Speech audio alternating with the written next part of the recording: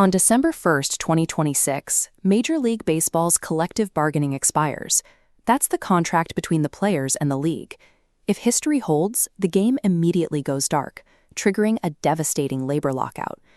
To understand this dispute, you have to look at the hidden legal foundation that dictates every MLB negotiation. This goes beyond the standard friction between players and owners. Baseball operates inside a unique legal force field.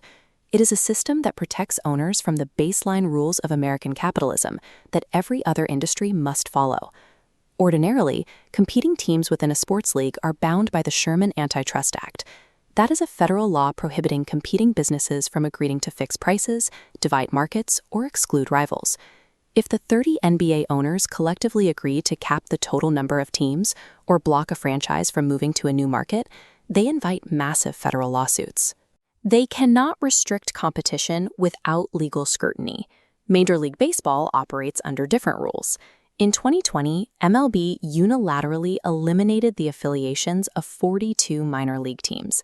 In any other industry, competing owners collectively destroying a third of their developmental pipeline would face immediate federal prosecution as an illegal group boycott. Baseball did it with a stroke of a pen. The league also exerts absolute power over where its franchises play. When MLB approved the Oakland A's departure from California, the local community and fans had zero legal recourse to challenge the monopoly.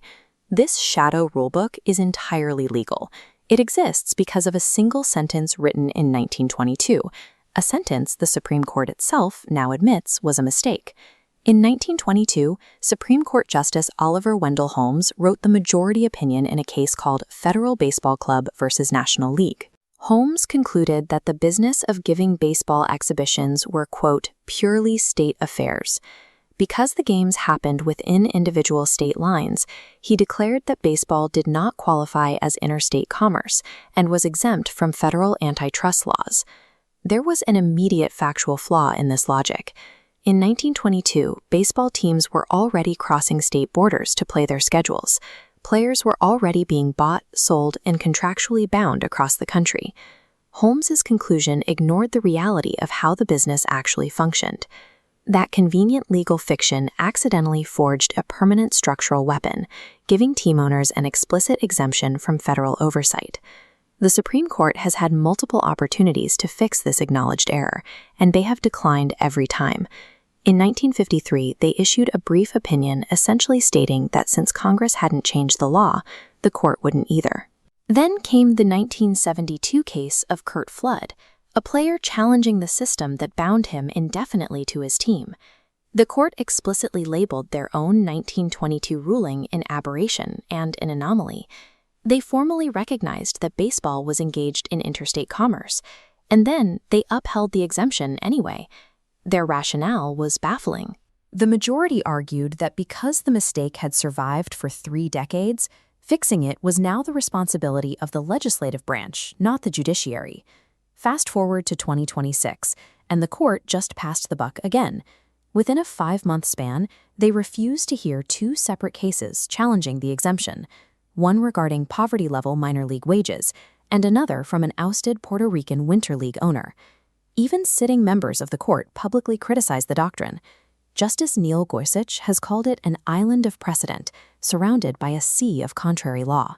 Yet the institution remains paralyzed. It is a perfect 104-year loop of institutional avoidance.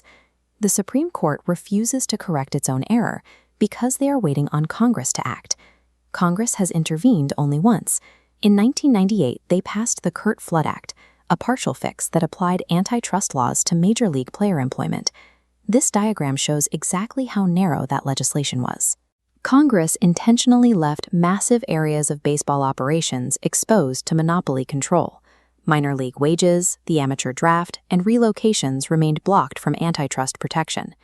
MLB protects these exposed areas by weaponizing its lobbying infrastructure. For example, in 2021, the league moved the All-Star Game out of Atlanta to protest state voting laws. In response, right-leaning legislators introduced serious bills to strip the antitrust exemption entirely. The league quickly announced the 2025 All-Star Game would return to Atlanta. The political pressure dissolved and the legislation was abandoned. The exemption survives because MLB is highly skilled at offering targeted concessions.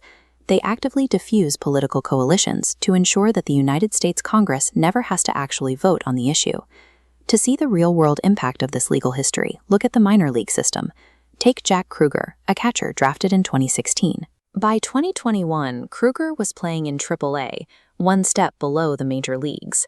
He was a two-time minor league all-star. For that entire year, his salary was exactly $12,000. He spent the season sleeping on air mattresses, playing alongside teammates who were completely homeless. For context, the federal poverty line for a single individual in 2021 was $12,880. In any normal labor market, an agreement among competing employers to hard cap wages at this level would result in immediate federal prosecution. Kruger's poverty is a direct, legally protected feature of MLB's business model. It is made possible strictly by that uncorrected 1922 ruling. The victims of this exemption are widespread. They are the impoverished developmental players, the small market fans abandoned by their teams, and the 42 communities that lost their affiliated minor league baseball overnight. Because these specific groups lack concentrated lobbying power in Washington, broad reform to close the antitrust loophole remains dead on arrival. Which brings us back to the December 1st expiration of the collective bargaining agreement and the looming threat of a lockout. When the two sides finally sit down at that table, the owners negotiate from a fortress built on 104 years of institutional failure, a legal mistake that nobody will fix.